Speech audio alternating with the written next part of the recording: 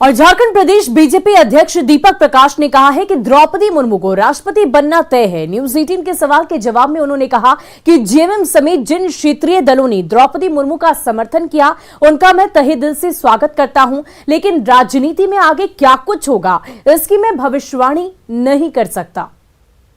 मत दिया है, समर्थन दिया है, उसके लिए मैं उनको अपनी ओर से भी या पार्टी की ओर से स्वागत योग्य मानता हूँ। दोनों की जो नज़दीकियां हैं जेएमएम और बीजेपी, राष्ट्रपति चुनाव के ही बहाने दोनों करीब आ रहे हैं। देखिए, ये मैं सिर्फ राष्ट्रपति चुनाव के संदर्भ में मैं कह रहा हूँ, आगे क्या होगा राजनीति में कोई भविष्यवाणी करने वाला व्यक्ति नहीं।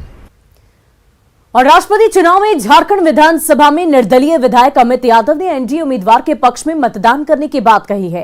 अमित यादव ने कहा कि समाज के अंतिम व्यक्ति को देश के सर्वोच्च पद पर बैठाने की फैसले का वो तहे दिल से स्वागत करते हैं और इसीलिए उन्होंने द्रौपदी मुर्मू का ही समर्थन किया। देश का राष्ट्रपति बनना ये बहुत ही एक जो हम कह सकते हैं देश के अंतिम व्यक्ति पर ध्यान रखे, ध्यान देना, और ये एक बहुत बड़ी बात होती है, बड़ा मैसेज आता है पूरी दुनिया में कि एक गांव में जंगल में रहने वाली समाज जिसको ट्राइबल जो रहता है और वो देश के सर्वोच्च शिखर पे रहता है, तो निश्चित रूप से जो हम एक कह सकते हैं कि अंतिम व्यक्ति तक विकास पहुंचाना, अंतिम व्यक्ति तक मैसेज पहुंचाना, ये एक अच्छा मैसेज है। वहीं राष्ट्रपति चुनाव में एनसीपी विधायक कमलेश सिंह ने भी मतदान किया। मतदान के बाद कमलेश सिंह ने कहा कि अंतरात्मा की आवाज पर उन्होंने द्रौपदी मुर्मू को अपना समर्थन दिया है। काम अपने अंतरात्मा की आवाजों पर भी करना चाहिए। पार्टी का काम अलग है, ये अपना अलग है, इसलिए जो हमारा उचित लगा और जो सही था, झारखंड के हित में जो अच्छा था, वह निर्णय हमने लिया और हम द्रौपदी मुर्मू जी को अपना। वहीं राष्ट्रपति पद के चुनाव को लेकर झारखंड में कांग्रेस विधायकों ने भी अपना मतदान किया। कांग्रेस के विधायक प्रदेश कांग्रेस अध्यक्ष राजेश ठाकुर के साथ विधानसभा पहुंचे और इसमें आलमगीर आलम, अंबा प्रसाद, प्रदीप यादव, बादल पत्रलेख और बन्ना गुप्ता समेत दूसरे विधायक शामिल थे। आपको बता दें कि झारखंड में कांग्रेस के कुल 18 विधायक हैं। और एक और जहां देश में आजादी का अमृत महोत्सव मनाया जा रहा है, वहीं राष्ट्रपति चुनाव की प्रक्रिया भी चल रही है। आज के दिन पूर्व मुख्यमंत्री रघुवर दास रांची से करीब 40 किलोमीटर दूर लाल खटंगा के सरना स्थल पहुंचे, जहां उन्होंने स्कूली बच्चों को किताब कॉपी देकर सम्मानित किया। उन्होंने एक आदिवासी महिला को राष्ट्रपति पद का प्रत्याशी बनाए जाने पर खुशी जाहिर की, साथ ही सरना समाज के लोगों में भी पढ़ने और बढ़ने की अपील की है। घाट में ये जो समाज, आदिवासी समाज के एक जनजाति परिवार को इतना बड़ा गौरव दिया, इसके लिए ही आज सरना समाज माननीय प्रधानमंत्री जी के प्रति, एनडीए के प्रति आभार प्रकट करते हुए ये सरना समाज ने आज बच्चों को कुछ कॉपी पेन बांट के कि पढ़ो आगे बढ़ो, ये संदेश आज सरना समाज के द्वारा दी गई कि कितनों कठिन परिस्थिति आ जाए, जिस तरह द्रौपदी मुर्मू जी हम सब के लिए प्रेरणा का स्रोत है, तो उनकी जीवनी से प्रेरणा लेकर हर झारखंड वासी, हर देशवासी विपरीत परिस्थिति में भी धैर्य ना खोते हुए समाज सेवा करते हुए, देश सेवा करते रहना चाहिए। और चलिए अब बढ़ते हैं अगली खबर की ओर। मुंबई के शॉप में 25 लाख रुपए की लूटपाट के मामले में साहिबगंज के राधानगर से 2 आरोपियों को धर दबोचा गया। दोनों के नाम हैं दुलाल मोहम्मद और मोतीउर रहमान। साहिबगंज और मुंबई पुलिस की संयुक्त कार्रवाई में दोनों अपराधी पकड़े गए। इनके पास से 4 लाख रुपए बरामद किए गए हैं। शॉप से चोरी के संबंध में था और पुलिस ने अपेक्षित सहयोग दिया, जिसमें 2 अपराधियों को गिरफ्तार किया गया, जिसमें दुलाल मोहम्मद और मोतीउर और मोटू है, और इनके पास से लगभग 4,01,000 रुपये बरामद किए गए हैं। और देखिए, इसी बीच कोडरमा से आपको बड़ी खबर बता दें, पंचखेरो जलाशय में रेस्क्यू ऑपरेशन जारी है। एनडीआरएफ की टीम रेस्क्यू में जुटी हुई है। जलाशय से कुल मिलाकर 6 शवों को बाहर निकाल लिया गया है। लापता 2 शवों की तलाश अभी भी जारी है। कल नाव पलटने से 8 लोगों की दर्दनाक मौत हो गई थी।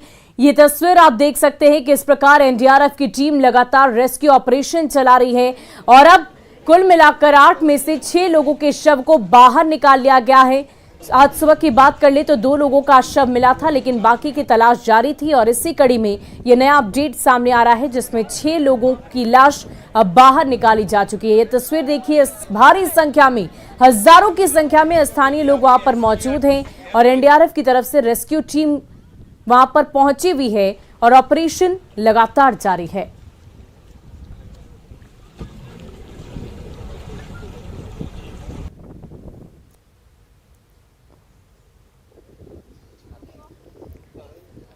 और पाकुड़ में बिजली का संकट गहरा गया है। कोयले की कमी से विभाग बिजली उत्पादन प्रभावित होने का दावा कर रहा है। ऐसे में शहर से लेकर ग्रामीण क्षेत्रों की बिजली आपूर्ति प्रभावित हो गई है। सबसे बदतर स्थिति ग्रामीण क्षेत्रों की है, जहां 8 से 9 घंटे तक ही बिजली की आपूर्ति की जा रही है। 40 डिग्री सेल्सियस के तापमान में बिजली कटौती से परेशानियां और भी ज्यादा बढ़ती जा रही है। दिन के साथ ही रात में भी बिजली कटौती होती है। बिजली विभाग के इस रवैये से उपभोक्ताओं की मुश्किलें और भी ज्यादा बढ़ गई है। वहीं बिजली संकट से बच्चों की पढ़ाई पर भी बुरा असर पड़ रहा है।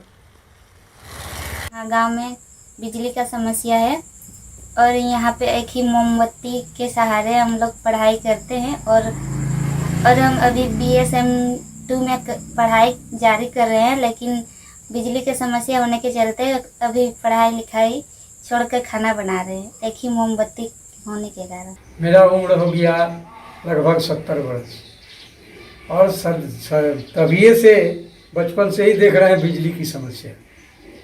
लेकिन बीच में रघुवर दास जी आए, बिजली में बहुत सुधार हुआ और हेमंत जी जब से बैठे हैं तब से बिजली गायब। क्या क्या परेशानी हो रही है? बहुत परेशानी है।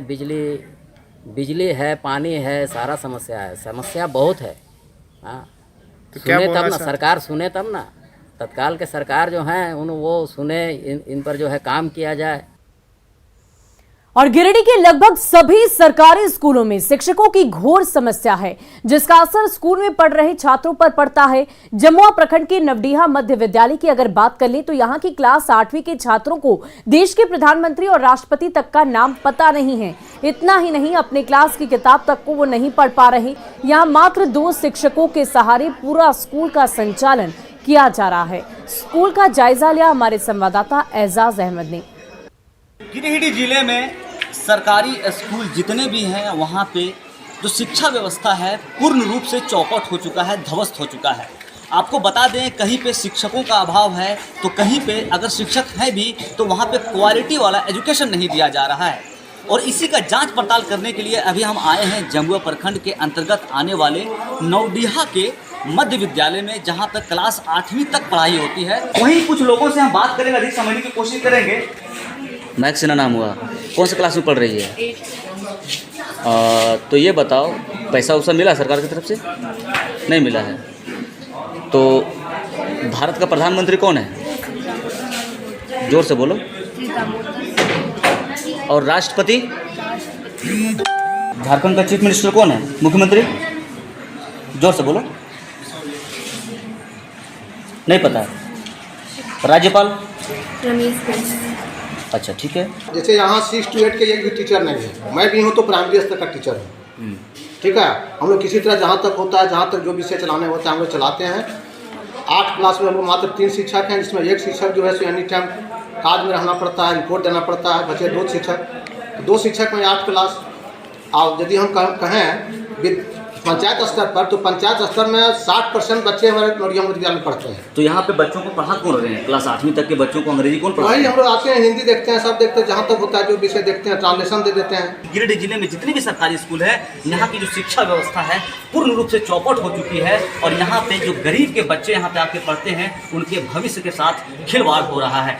गिरिडीह से न्यूज़ 18 के लिए मैं एजाज अहमद। में खाद की कालाबाजारी का खुलासा हुआ है। सड़क किनारे फेंके गए 2000 से ज्यादा नकली खाद के बोरे बरामद किए गए। जसपुर रोड स्थित परमवीर अल्बर्टिका स्टेडियम के पास एक पिकअप आकर रुकी, जिसमें कई सामान के साथ खाली बोरा लोड था। फिर पिकअप में लोड 2000 से ज्यादा खाली बोरे को फेंककर एक शख्स पिकअप वैन के साथ ही फरार हो गया। अधिकारी जब मौके पर पहुंचे तो ब्रांडेड कंपनी के नाम से नकली खाद का बोरा मिला और इसमें खाद की पैकिंग कर बिक्री करने की प्लानिंग की जा रही थी। और चलिए अब अगली खबर का रुख कर लें। बोकारो के चंदन कियारी अनाज गोदाम में बिना गोदाम प्रभारी के निजी लोग गोदाम खोलकर अनाज को गाड़ियों में भेजने का काम कर रहे हैं। चंदन कियारी के लिए गाड़ियों से आए अनाज को गोदाम में नहीं रखकर सीधे गाड़ियों से ही अनाज भेजने का काम किया जा रहा है। और इसको लेकर जब जिला आपूर्ति पदाधिकारी से पूछताछ की गई तो उन्होंने मामले की जांच करने की बात कही है। छुट्टी का दिन होने के बावजूद अनाज लेकर मुख्यालय से आई गाड़ियों से सीधे बंगाल नंबर की गाड़ियों में अनाज लोड किया जा रहा था। पूछताछ करने पर लोगों ने कहा कि वे लोग मजदूर हैं और एजीएम के आदेश पर उनकी अनुपस्थिति में अनाज भेजने का काम किया जा रहा है। गाड़ियाँ यहाँ से बंगाल के नंबर की गाड़ियाँ और सारी कई गाड़ियाँ जो फुटेज भी है वो सारी गाड़ियाँ यहाँ से माल लेकर के निकल रही है 8 बजे सुबह से ही। पर जब यहाँ के लोगों को पूछताछ किया गया कि यहाँ पे एजीएम है क्या या किसके उपस्थिति में ये चावल यहाँ से निकाला जा रहा है, कोई यहाँ जन वितरण प्रणाली के दुकानदार भी नहीं है जो अपना अनाज रिसीव करें और अनाज रिसीव करने के बाद ही अनाज को दुकानदार लेके जाता है। लेकिन कोई दुकानदार यहाँ पे उपस्थित नहीं है, एजीएम उपस्थित नहीं है और उसके बाद धड़ल्ले से गोदाम को खोल करके चावल की चोरी की जा रही है। और बोकारो जिला ठंडर के लिहाज से डेंजर जोन माना जाता है, लेकिन इनसे बचाव के लिए स्कूलों में तड़ित चालक नहीं है। जिले में 1560 सरकारी स्कूल हैं, जिनमें से 920 में तड़ित चालक नहीं है। स्कूलों का कहना है कि 2010 से 11 में 640 सरकारी स्कूलों में तड़ित चालक लगाए गए थे, लेकिन उसके बाद सरकार की तरफ से राशि नहीं मिली। कुछ स्कूल के शिक्षकों का कहना है कि भवन निर्माण विभाग की तरफ से तड़ित चालक लगाए गए थे, लेकिन इनकी चोरी कर ली गई। इधर पूरे मामले पर शिक्षा विभाग की ओर से रिपोर्ट मांगी गई है।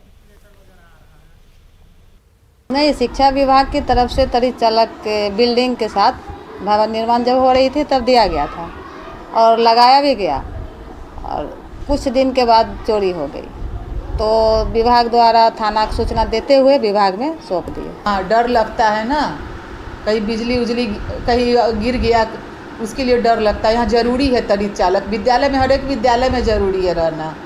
हाँ, केवल मेरे ही विद्यालय नहीं सभी विद्यालय में रहना चाहिए। जब बिजली कड़कता है तो एक जो है भय का माहौल स्कूल में रहता है, बच्चे सब डरे डरे रहते हैं कि कहीं कुछ अनहोनी ना हो जाए।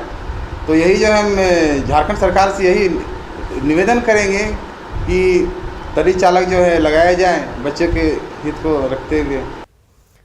और जामताड़ा के बाद अब गुमला में भी रविवार को 5 उर्दू स्कूल खुल रहे हैं और इसके बदले शुक्रवार यानी कि जुम्मे के दिन इन सभी स्कूलों में छुट्टी रही। सीसई प्रखंड में 5 उर्दू विद्यालय रविवार को अपने निर्धारित समय पर खुले और छात्रों की पढ़ाई कराई गई। राज्यकृत मध्य विद्यालय सीसई, राजकीय उर्दू मध्य विद्यालय बधनी, राजकीय उर्दू प्राथमिकी विद्यालय लोहंजरा और उर्दू नव प्राथमिकी विद्यालय रहमत नगर रविवार के दिन खुला रहा। रविवार को उर्दू स्कूल खोलने का सिलसिला पिछले कई सालों से यूं ही बदस्तूर चला आ रहा है। मिड डे मील में भी शुक्रवार को ब्लैंक रखा गया है।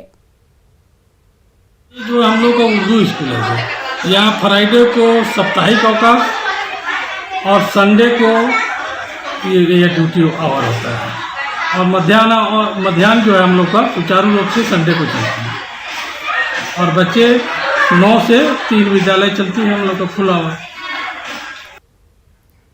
और अगली खबर पाकुड़ से, जहां महेशपुर प्रखंड के चांदपुर गांव में बुनियादी सुविधाओं का घोर अभाव है। यहां करोड़ों की लागत से रेफरल अस्पताल बनाया गया था। संयुक्त बिहार के दौरान ही 100 बेड का अस्पताल बना था, लेकिन अब भी ये बंद पड़ा है। इसके निर्माण को लेकर कई दफे आंदोलन भी किए गए, जिसके बाद 3 एकड़ जमीन पर अस्पताल बना, लेकिन अस्पताल शुरू ही ना हो सका।